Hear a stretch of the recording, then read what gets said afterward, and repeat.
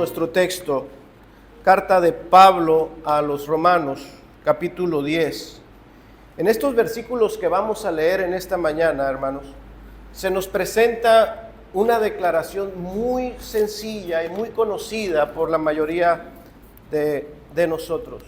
Pero por sencilla que sea, hermanos, espero que no la menospreciemos, sino por el contrario, que podamos ver en esta declaración que hace el apóstol Pablo una declaración poderosa, una declaración que es eficaz, hermanos. Y vamos a leerlo ahora.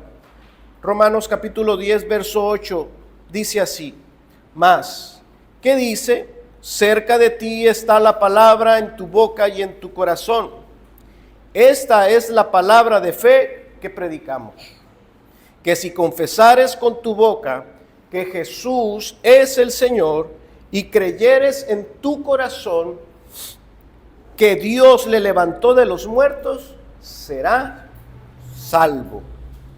Así es. Este texto, escrito por el apóstol Pablo, sintetiza los pilares esenciales de la fe cristiana: confesión y fe. Estas dos cosas. Y para entender, hermano, el alcance de estas palabras, pues nos es necesario examinarlas a profundidad, meditar en este pasaje y darnos cuenta que lo que el apóstol Pablo está declarando aquí no es otra cosa sino el plan de salvación. Ese plan que Dios diseñó para que la humanidad fuese salva. Hoy vamos a ver, hermanos, en esta mañana, las tres ideas principales que se encuentran en este pasaje: la confesión pública de fe, la creencia en la resurrección y la sumisión al señorío de Cristo. El cristianismo siempre ha destacado la importancia de hacer una confesión verbal y pública acerca de su fe en Jesucristo. Es decir, esa idea que hoy impregna nuestras comunidades cristianas, ¿no? De que las personas pueden acercarse a la iglesia, venir, visitar y marcharse y llevar su vida como siempre. En sus trabajos nadie sabe qué religión profesa. Ese tipo de cristianos anónimos, solitarios, de perfil bajo, hermanos, no existen. No existen. El cristianismo siempre ha resaltado esa necesidad de que los cristianos confiesen su fe verbalmente y de manera pública. Así es que, por lo tanto, podemos decir que un verdadero cristiano es uno que ha declarado su sumisión y reconocimiento al señorío que Cristo tiene sobre su vida. Es decir, no existen cristianos de buenos sentimientos, o soy cristiano porque tengo buenos sentimientos, buenas intenciones con el cristianismo, con la iglesia cristiana. No, eso no existe. La confesión pública de fe, hermanos, históricamente ha sido algo importantísimo. Y lo es porque esa fue la misma enseñanza del Señor Jesucristo. Jesús le pidió a sus discípulos una confesión de fe en varios momentos destacados, momentos claves que se encuentran en los evangelios. En Mateo capítulo 10, verso 32, Jesús enfatizó la importancia de esto. El Señor Jesús dijo: a cualquiera pues que me confesare delante de los hombres, yo también le confesaré delante de mi Padre que está en los cielos. Y a cualquiera que me niegue delante de los hombres, yo también le negaré delante de mi Padre que está en los cielos. ¿Se da cuenta usted que tan importante ha sido esto? Que el Maestro de Maestros, el Hijo mismo de Dios, resalta la importancia de hacer pública, evidente, delante de los hombres, dice Jesús, aquello que se cree, aquello que se cree acerca de Jesús. Mateo capítulo 16, verso 13, Jesús le preguntó a sus discípulos en esa ocasión: ¿quiénes dicen los hombres que es el Hijo del Hombre? Y ellos respondieron lo que los demás decían, lo que los demás creían.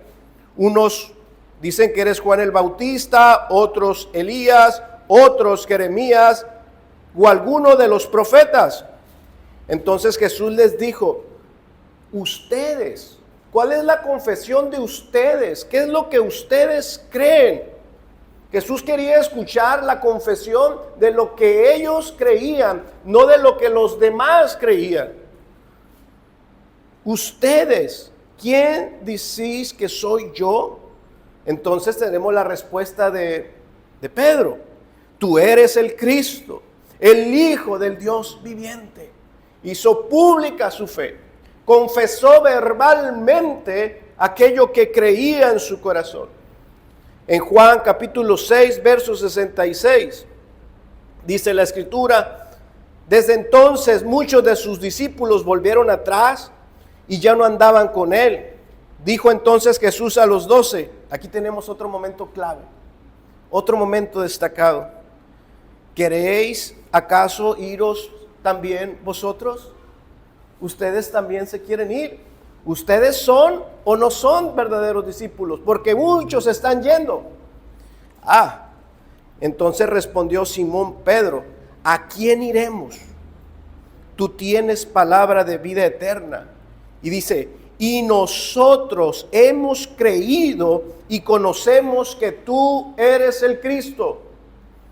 Los que se marchan te han negado, no te pueden confesar como el Cristo, por eso se han marchado. Pero nosotros, los que permanecemos, los que hemos creído en verdad, nosotros confesamos nuestra fe. Nosotros conocemos que tú eres el Cristo, el Hijo del Dios viviente. Hay muchas cosas que se pudieran decir sobre lo que es una confesión de nuestra fe, pero me voy a limitar en esta mañana a mencionar unas cuantas cosas, 3 o 4 cosas. En el Nuevo Testamento, el confesar nuestra fe es una evidencia de un alma regenerada. Es la evidencia que da un hombre o una mujer que ha sido regenerada. En el Nuevo Testamento se trata este asunto de confesar la fe no solamente como el acto verbal de decir algo por decirlo. No, el Nuevo Testamento es muy claro con lo que es en verdad confesar la fe. Es una evidencia de la regeneración. Aquí, hermanos, si nosotros leemos la Escritura, nos vamos a dar cuenta que la palabra nos muestra que confesar la fe es producto de una obra que el Espíritu Santo ha hecho en el corazón de un hombre o una mujer. Así es que las personas que confiesan su fe en Jesús lo hacen no porque tengan capacidad en ellos mismos o tengan voluntad en ellos mismos de hacerlo. El que confiesa su fe en Jesús es porque Dios lo ha capacitado para hacer esta cosa.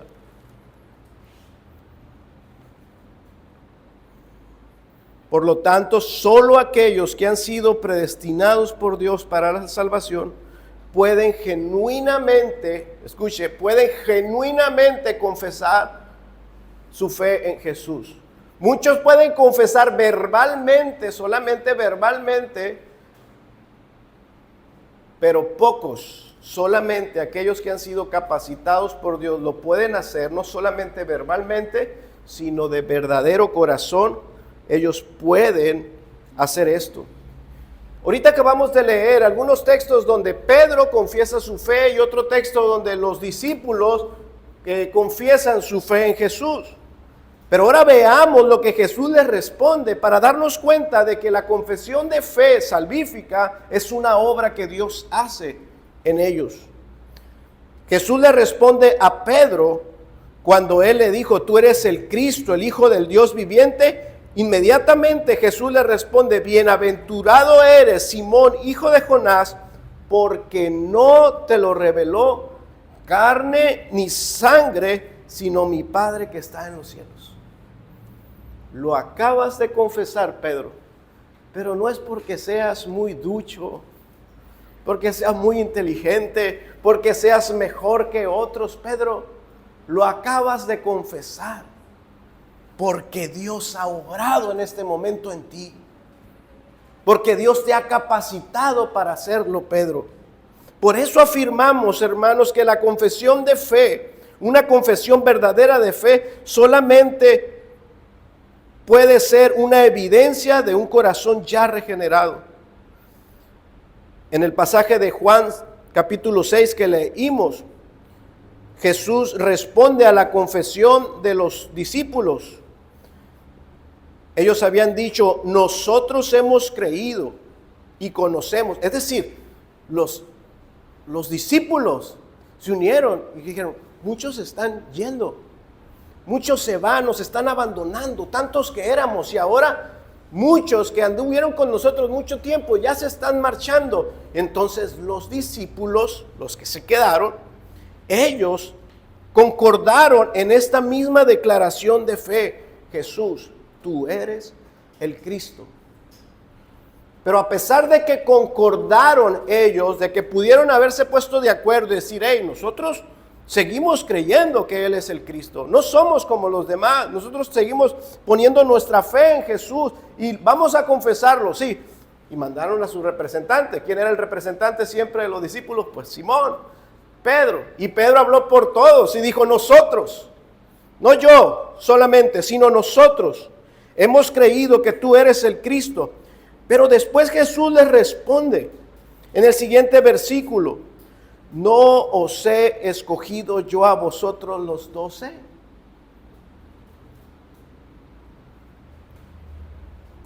Es decir, ustedes se pueden estar sintiendo mejor que los demás. Aquellos que se fueron porque ustedes siguen creyendo en que yo soy el Cristo. No se equivoquen. Ustedes no me escogieron a mí, yo los escogí a ustedes. Ustedes siguen creyendo en que yo soy el Cristo porque yo los escogí, yo los elegí. Entonces, la confesión pública, hermanos, es evidencia de la regeneración. Y luego Jesús le dice, yo escogí a vosotros los 12. Inmediatamente nosotros nos pusimos, ¿y Judas?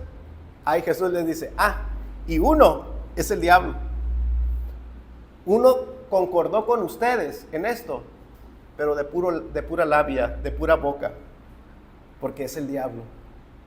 Yo los escogí, pero yo los escogí sabiendo que uno de ustedes no tiene fe verdadera. ¿Se da cuenta? Que aunque Judas pudo haber concordado con la fe de los demás discípulos para que se dijera que ellos creían en Jesús como el Cristo, Jesús dijo, no, yo los elegí a ustedes para que ustedes permanecieran en esa fe, pero también elegí a uno sabiendo que era el diablo. Entonces, una confesión de fe es una evidencia de la regeneración. Otra cosa que pudiera hablar sobre la confesión pública de fe para salvación es, hermanos, que confesar la fe en Jesucristo es un acto personal y voluntario. Confesar la fe en Jesucristo debe de ser así, algo individual y algo de verdadera voluntad genuina. Cada persona es responsable de su propia decisión de seguir a Cristo. El acto de confesar la fe no puede ni debe de ser forzado o impuesto. Usted dice, pastor, eso tiene lógica. Sí, es tan lógico, pero dentro de los círculos cristianos esto es tan poco visto. Se ve totalmente diferente. Esto debiera de verse así. Personas que por voluntad propia, por su propio deseo, sin ser forzados, sin ser coaccionados, toman una decisión por seguir a Jesús. Eso es como se debería de ver dentro del cristianismo, pero esto no se ve así. Muchas personas confiesan su fe a Cristo sin una convicción personal, profunda y sincera. Tristemente, en muchos lugares, en esta mañana, se va a coaccionar a muchísimas personas para hacer esto. Las personas, en lugar de estar bajo la influencia del Espíritu Santo, bajo la convicción que el Espíritu Santo da, están bajo la influencia en esta mañana de hombres perversos, de engañadores, que están engañando a las personas con falsas promesas, comprometiéndolos a las personas, a los que llegan por primera vez o segunda vez a visitar la iglesia, comprometiéndolos ante todos, haciéndolos pasar al frente, ante la vista de todos, para hacerles la pregunta más esencial: ¿quieres la bendición? ¿Quieres la vida eterna? ¿Quieres que Dios te bendiga, que Dios te ayude, que Dios esté contigo? Pero ¿quién va a decir que no? Y ante los ojos de todo el mundo. Entonces los hacen repetir la famosa oración, donde confiesan una fe que realmente no está en su corazón. Hermanos, Jesús nunca hizo eso. Nunca forzó a nadie, ni coaccionó a nadie para que le siguiera. Cada quien es libre de confesar o no su fe en Jesucristo. No se deje engañar. Muchos pueden confesar que Jesús es el Salvador, pero tales personas tendrán arrepentimiento en su corazón, sentirán convicción por su pecado, la verdadera necesidad de ser salvados de la ira de Dios. Muchas personas están en esta mañana en esa condición, aceptando a Jesucristo como su Salvador, pero sin tener una convicción profunda y personal. Ahora, los padres somos tentados a coaccionar, vulnerar la libertad que nuestros hijos tienen en este sentido. Ni siquiera nosotros como padres podemos forzarlos a hacer tal confesión. Sería un engaño y un estorbo para ellos, creyendo que son algo que todavía no lo son. Y que lo son por el simple hecho de haber hecho una confesión verbal. Algo más, hermanos, que quiero decir sobre este punto, sobre este primer punto, sobre la confesión pública de nuestra fe, es que históricamente el confesar la fe ha estado ligado con el acto del bautismo. Son cosas muy semejantes y su práctica, su ortodoxia y su significado son muy semejantes. Porque así como el bautismo, bien sabemos, nosotros los bautistas particulares, sabemos que el bautismo es una señal externa de la fe que ya está implantada en nuestro corazón y que el bautismo viene como resultado de lo que ya ha ocurrido en nuestro corazón. El confesar nuestra fe también es algo parecido. Confesar nuestra fe en Jesucristo también debe de ser así, una manifestación externa de lo que ya se ha creído en el corazón. Por la confesión pública de nuestra fe, damos testimonio a los creyentes y al mundo de que ahora somos seguidores de Cristo. Y esto nos ayuda, hermanos, a separarnos, a hacer la diferencia entre aquellos que están en la comunidad cristiana siendo simpatizantes, siendo oyentes, siendo amigos de los cristianos, pero no cristianos. Porque el cristiano es uno que confiesa su fe ante la iglesia y ante el mundo. No es uno en la iglesia y otro en el mundo. Nos distanciamos entonces, hermano. Por eso Jesús les dijo, está bien, muchos están yendo. Se está haciendo una separación. Jesús no se asustó. Jesús no se entristeció porque no eran más, ya eran menos. A Jesús no le importaban los números. Se estaba haciendo una separación y para Jesús eso era bueno. ¿Y qué les pidió para hacer clara esa separación? A ver, confiésenme lo que ustedes creen. ¿Qué es lo que ustedes creen de mí? Nosotros creemos que tú eres el Cristo. Ellos no. Ellos no. Ellos pudieron haberlo dicho en algún momento, pero se han marchado. Ellos no. Así es que, hermanos, el confesar públicamente nuestra fe, una fe que ya está implantada en nuestro corazón, nos va a alejar de aquellos que se encuentran cerca en la iglesia, pero que no tienen un compromiso verdadero. Personas que están en la iglesia por tradición, porque ha sido la tradición de la familia, siempre hemos sido cristianos. Por 4 generaciones en mi familia hemos sido cristianos.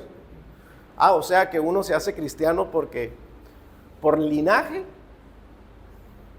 Eso no es así. Uno no es cristiano porque nace en una familia cristiana. Bueno, hay quienes están en la iglesia por imposición familiar, porque los padres forzan a los hijos a estar en la iglesia.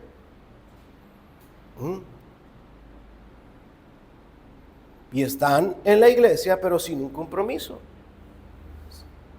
sin haber tomado una decisión por Cristo. Así es que, para ser verdaderamente salvo, es necesario hacer una confesión pública, genuina, verdadera, sin ser coaccionado, como respuesta a una obra que Dios, que a través de su Espíritu Santo nos trae una convicción y un querer, seguir a Cristo, ser su discípulo, ser cristiano. Bien, hermanos, la segunda idea de este pasaje que leímos es sobre lo necesario de una fe verdaderamente salvadora. Es necesario confesión. Y ya vimos qué tipo de confesión y cuál no es una confesión que salve. Ahora vamos a ver lo necesario de una fe verdaderamente salvadora. En el año 2016, en China, ocurrió una tragedia. Un joven que vivía en un apartamento alto, decidió una mañana saltar por la ventana con un paraguas, pensando que ese paraguas iba a funcionar como un paracaídas que iba a amortiguar su caída. Este joven se inspiró en escenas de películas como la de Mary Poppins, ¿verdad? La señora esta que descendía con el paraguas, con una lentitud así, y inspirado en lo que miraba en la televisión, en las caricaturas, que salían los monitos que toman un paraguas y brincan de un edificio, de un avión, con un paraguas. Este joven puso su confianza en el paraguas, pensando que iba a ralentizar su caída cuando él saltara. Pero evidentemente el paraguas no fue hecho, no fue diseñado para soportar el peso de una persona. Un paraguas no es de ninguna forma un dispositivo de seguridad que puede funcionar como un paracaídas. Entonces ocurrió la desgracia. El paraguas se rompió durante la caída y el joven perdió la vida al instante. Se impactó en el suelo y falleció. Murió a pesar de toda la fe que tenía en aquel paraguas. El joven creía absolutamente en ese paraguas. Puso toda su confianza, una confianza verdadera, una confianza genuina en el paraguas. Una confianza que lo llevó a arrojarse de un edificio, porque él estaba plenamente seguro de que el paraguas lo ayudaría. Este joven tenía una fe absoluta, pero en el objeto equivocado. Así es la fe. No todas las fe salvan. Tú puedes poner tu confianza en muchísimas cosas, pero solamente hay algo que verdaderamente nos puede librar de la condenación y de la muerte eterna. Este caso, hermanos, un caso de la vida real, ejemplifica el caso de muchas personas que ponen su confianza en distintas cosas que no fueron diseñados para salvar nuestras almas. La Escritura nos dice claramente cuál debe de ser el objeto de nuestra fe. Nuestro texto nos dice que nuestra fe debe de estar en Jesucristo resucitado. Por increíble que parezca, hermanos, hablar de este tema, hoy en día, hablar de la resurrección de Jesucristo ha tomado tantos significados, puntos de vista, tantas formas que ya se ha desvirtuado el verdadero valor de lo que significa que Cristo haya resucitado entre los muertos. Dice nuestro texto: y si confesares con tu boca que Jesús es el Señor y creyeres en tu corazón, ¿qué cosa? ¿Cualquier cosa? No, que Dios le levantó de los muertos. Como decía nuestro hermano Adán en la mañana, muy acertadamente, Dios nos ha revelado el plan y nos ha revelado el cómo. El plan de Dios para salvarnos fue entregar a su Hijo Jesucristo para morir por nuestros pecados, entregarnos su justicia y darnos vida juntamente con Él en su resurrección. ¿Y cómo debemos de hacerlo? ¿Cómo podemos cumplir ese plan? Teniendo la fe certera, la fe verdadera y no la equivocada, hermanos. Como les decía, hermanos, tristemente se ha desvirtuado mucho el significado de la resurrección de Cristo. Últimamente con el surgimiento, con la implantación de los sistemas de izquierda en Latinoamérica muchos países están ya bajo gobiernos izquierdistas. Esto ha ayudado a proliferar la teología de la liberación. La teoría de la liberación enseña que la resurrección de Jesús tiene un significado social y político. Por eso escuchamos hablar a políticos usando el nombre de Jesús y poniendo a Jesús, y uno piensa, muchos piensan, es cristiano. No. Puede que estas personas hablen sobre el triunfo de Jesús, pero con un significado político y social, pensando que la resurrección de Jesús es el triunfo de uno sobre la opresión que padecen los pobres y los marginados. Así es que, por lo tanto, Jesús se vuelve un ejemplo y un llamado a la libertad de los pueblos para encontrar una libertad económica, política y social. La teología de la liberación es promovida por estos movimientos de izquierda y los escuchamos en los portavoces, en los presidentes que hablan de Jesús y dicen Jesucristo, mencionan textos del Sermón del Monte y toman las palabras de Jesús para promover valores morales, porque para ellos Jesús es un ejemplo de rebelión en contra de la opresión de los pobres. Así es que estos hombres usan en sus discursos el nombre de Jesús, pero no con buenos propósitos, sino para incitar a los pueblos a luchar contra todas las estructuras opresivas. Así es que ven la resurrección de Jesús como un símbolo que invita a transformar todas las realidades de injusticia, de pobreza, de opresión que hay en Latinoamérica.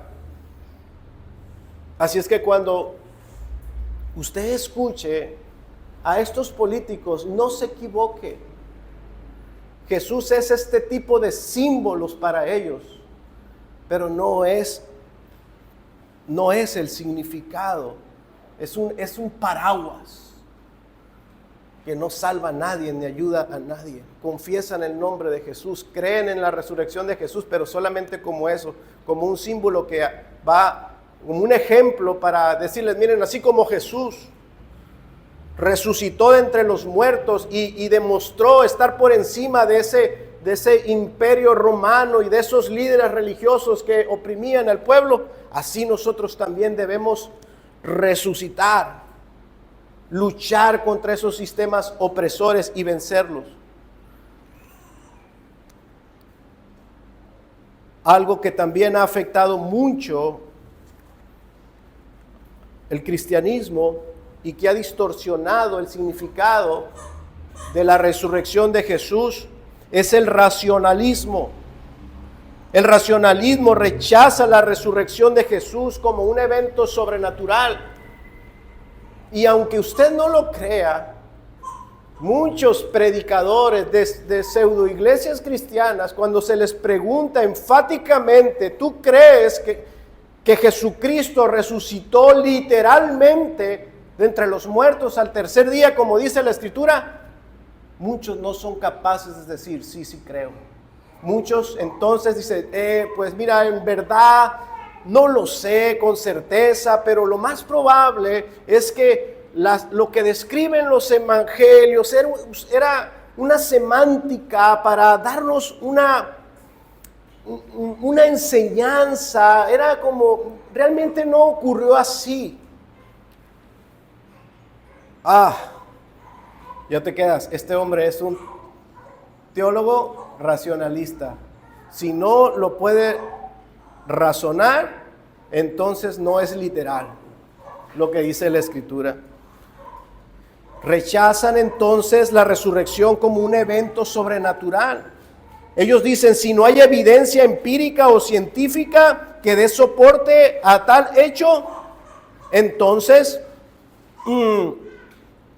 está escrito ahí como una enseñanza moral, pero no como un hecho real. Hermanos, tengamos cuidado con eso. La resurrección de Cristo fue real y no simbólica. Fue literal y no simbólica. Cristo resucitó realmente de entre los muertos al tercer día, conforme a la Escritura, porque así estaba escrito. Entonces, cuidado con aquellos que lo ven de esa manera. Por osados que son y aún se atreven a llamar cristianos, negando la resurrección de Jesús, tales hombres no son salvos. Porque la Escritura lo dice claramente, que es necesario creer en esto, que la fe sea en esto, no en lo que tú quieres, sino en lo que Dios ha dicho.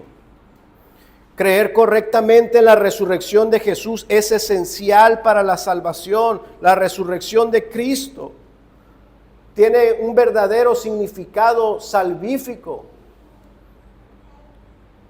Si Cristo resucitó de entre los muertos, entonces nosotros estamos seguros de que el sacrificio que Cristo hizo en la cruz fue válido. La resurrección de Cristo es la evidencia de que Cristo verdaderamente venció al pecado y a la muerte. Su resurrección nos confirma que la obra expiatoria que Él hizo como el Cordero de Dios fue aceptada por Dios. Y eso es lo que la misma Escritura dice, no son mis ideas, no son las ideas de nadie, sino es lo que la misma Escritura dice. Romanos 1:4 dice, Jesucristo fue declarado Hijo de Dios con poder, según el Espíritu de Santidad, por la resurrección de entre los muertos.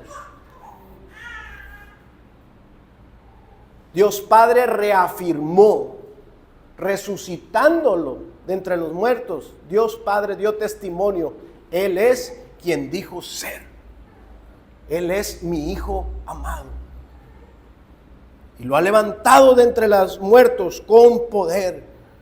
Romanos 4:25 el cual fue entregado por nuestras transgresiones y resucitado para nuestra justificación. Si Cristo no hubiese sido levantado de entre los muertos, aún todavía estuviésemos en condenación. Nuestros pecados no habrían sido perdonados. Él fue resucitado como evidencia de nuestra justificación, de que el pago por nuestros pecados fue aceptado en el cielo. Primera de Corintios 15, 17. Y si Cristo no resucitó de entre los muertos, vuestra fe es vana y aún estáis en vuestros pecados.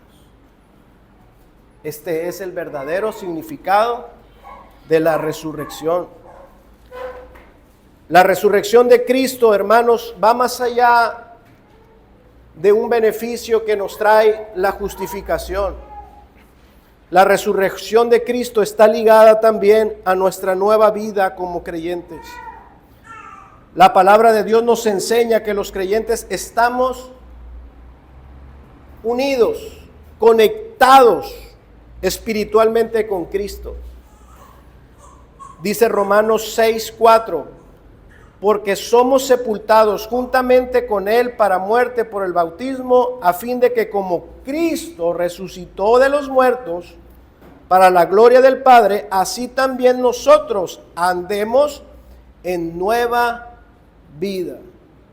Así como Cristo fue sepultado, nosotros también fuimos sepultados, fuimos muertos con Cristo. Ya Dios ya no va a tener que darnos la muerte eterna, porque estábamos unidos a Cristo en el momento de su muerte y de su sepultura. Pero no solamente fuimos librados de que un día Dios nos envía la muerte eterna, sino estamos tan unidos a Cristo que también estábamos unidos a Él cuando Él resucitó. Ahí estábamos nosotros también con Cristo en su resurrección. Y dice, ¿para qué se nos unió a Él en su resurrección? Para que nosotros también andemos en nueva vida.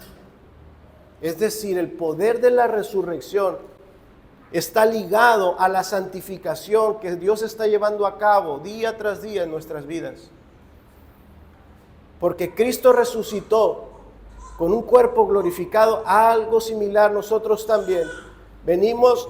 Fuimos justificados en su muerte y en su resurrección fuimos traídos a una nueva vida, a una vida en el poder del Espíritu Santo.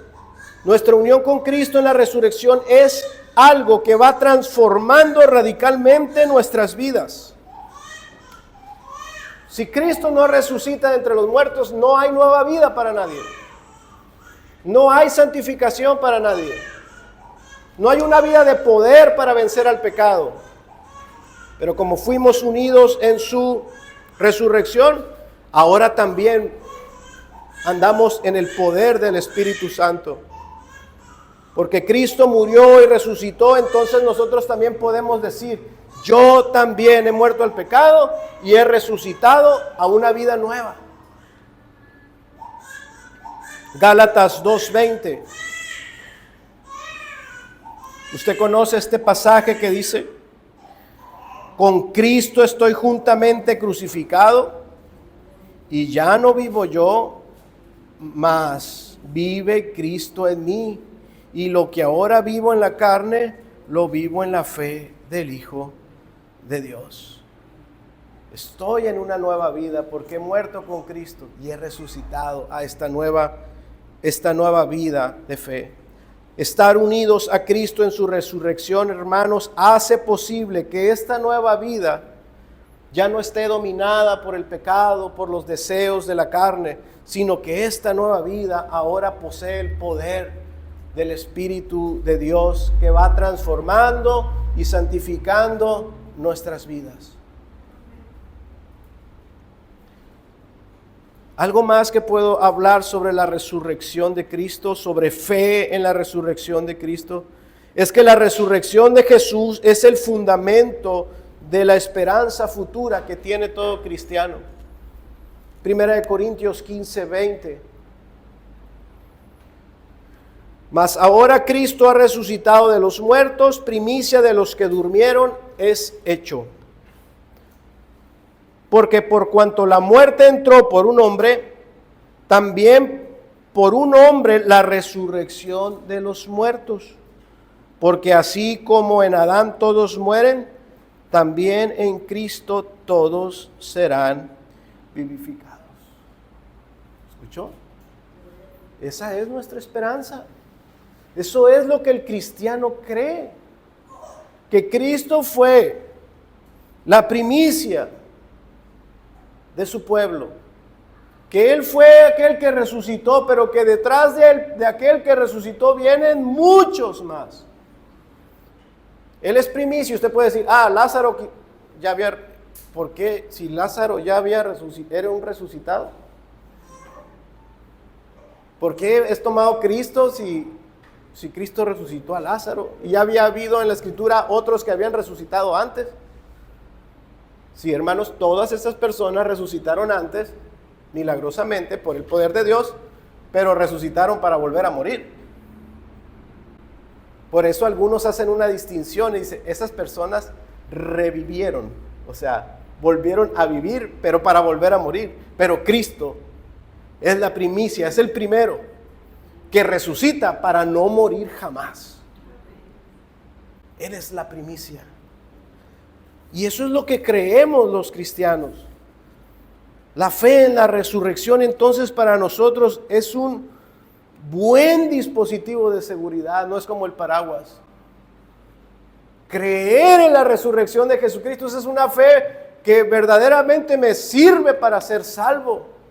Que si yo me arrojo, que si yo pongo toda mi confianza en este hecho de que Jesucristo es el Hijo de Dios, quien murió y resucitó para darme vida eterna, si yo abrazo, si yo me coloco este dispositivo de seguridad, si yo me arrojo, yo estoy seguro que estaré a salvo. Porque esto, hermanos, sí fue diseñado con ese propósito de salvar nuestras vidas, de salvar nuestras almas. Esta es una fe que no nos va a fallar. La resurrección de Jesús cumple su propósito como la garantía que tenemos nosotros sobre un futuro donde Él también nos va a resucitar. Pablo es lo que dice, esta es la palabra de fe que predicamos. Esto es lo que predicamos. ¿Cuál es la esencia del cristianismo? Esto es la esencia del cristianismo. Cree en el Señor Jesucristo, confiésalo con tu boca, que venga de una verdadera convicción, una obra de tu corazón.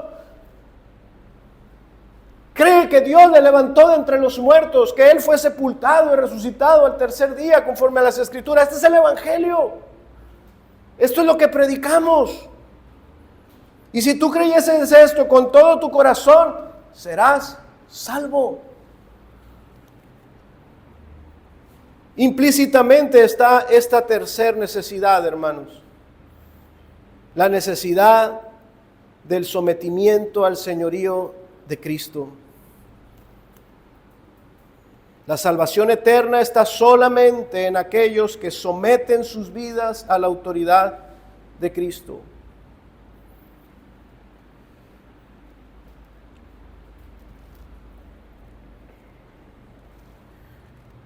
Quisiera que Dios nos cerrase los ojos a lo que vemos acerca de lo que es el cristianismo, que Dios nos cegara ante lo que se ha convertido el cristianismo y que nos los abriera a lo que es un verdadero cristiano, lo que es un verdadero hijo de Dios. Los cristianos, donde quiera que se encuentren, los cristianos tienen este distintivo. Han tomado a Jesús como su rey y como su gobernante. No me importa qué iglesia usted me diga que pertenece, hay cristianos y están en diferentes lugares y Dios los tiene puestos en distintos lugares. Pero todos comparten esta misma característica. Ellos en algún punto de sus vidas han hecho que Jesús sea su rey y su gobernante. Han doblegado sus voluntades a su Señor Jesucristo. Cristo se ha vuelto para ellos su verdadero Señor. Jesús no es un concepto, no es una imagen, Jesús no es una idea, Jesús no es un modelo para mejorar algo, no, para el cristiano Jesús es la autoridad absoluta sobre todas las áreas de su vida, no solamente en las áreas espirituales. Ellos, los cristianos, han hecho de Jesús su verdadero Rey. Jesús, sí, hermanos, Jesús es Señor nuestro y Él es la cabeza de la iglesia. Pero Jesús es más que eso. Jesús debe de ser nuestro, mi Señor. Sí, Él es el Señor de la iglesia, Él es el Señor de su pueblo. Pero tú te tienes que asegurarle de que tu vida esté sometida a las palabras de Cristo. Si Jesucristo es tu Señor, entonces serás salvo. ¿Se da cuenta? Eso es lo que hace un verdadero cristiano. La Biblia enseña que confesar el señorío de Cristo, hermanos, no es solo una declaración verbal. Estar bajo el señorío de Jesús es tener una vida de obediencia a sus enseñanzas. No es un gafet que diga ahí yo pertenezco a la Iglesia Bautista Reformada, casa de mi padre, confesión de fe de 1689, no. Que estés en el grupo de WhatsApp de la iglesia, eso no te hace cristiano. Eso no te hace una alma salva, segura en los brazos del Señor, no.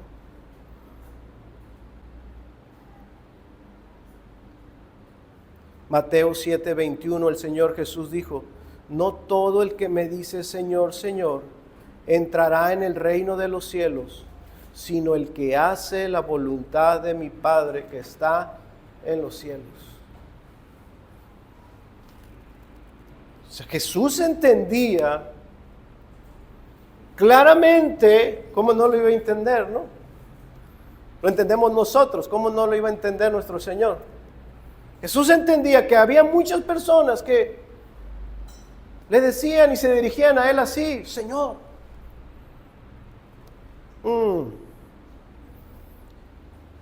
Pero eran desobedientes a su palabra,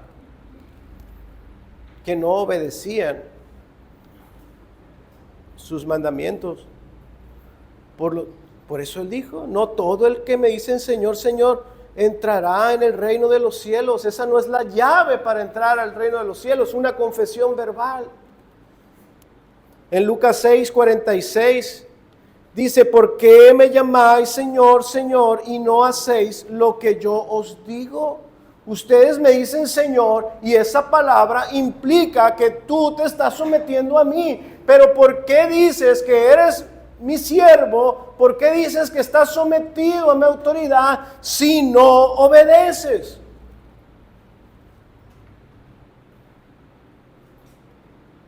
No podemos engañar a Dios. Nadie puede engañar a Dios.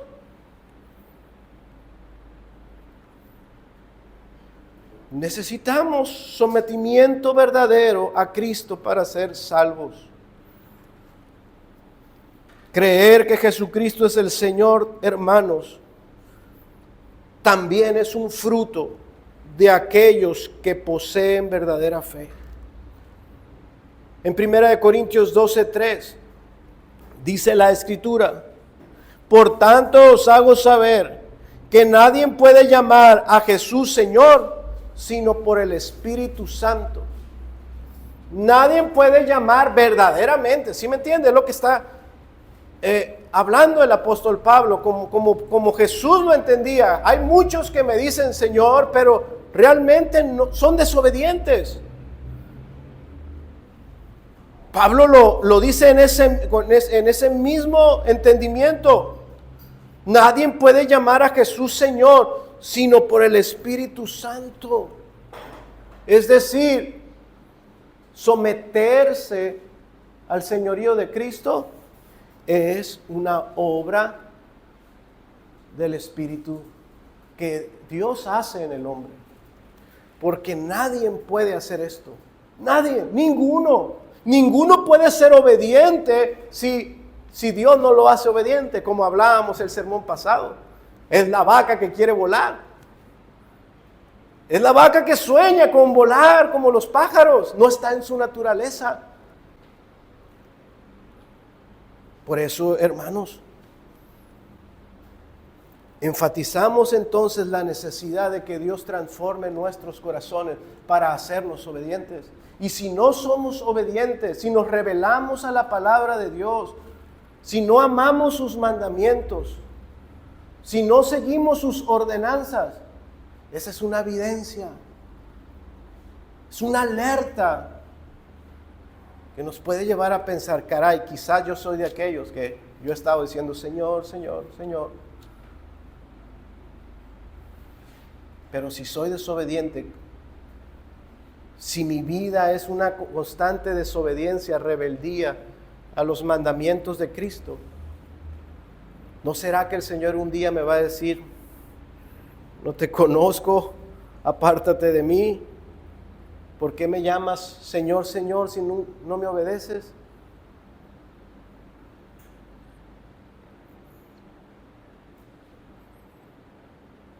Concluyo, hermanos, y te pregunto, a ti, mi hermano, que te hemos llamado hermano, te pregunto, ¿tú te has decidido verdaderamente por Jesús? O a cualquier persona que no lo ha hecho, amigos, que no han tomado una decisión por Jesús. ¿Has confesado públicamente tu fe en Él? ¿Crees que esto es importante? ¿Has quedado persuadido por la palabra de Dios que esto es importante, que no puedes ser cristiano aquí y allá en el trabajo? No es testimonio de tu fe. Que tus compromisos sean superficiales y que no has ido al bautismo a confesar tu fe, que no te has adherido a una iglesia para confesar verdaderamente lo que tú crees. ¿Has confesado públicamente tu fe en Él? ¿O te avergüenzas del Evangelio? ¿O sigues siendo un simpatizante de la fe que tus padres han tenido? ¿O estás en la iglesia por imposición y no por una profunda convicción sincera de corazón?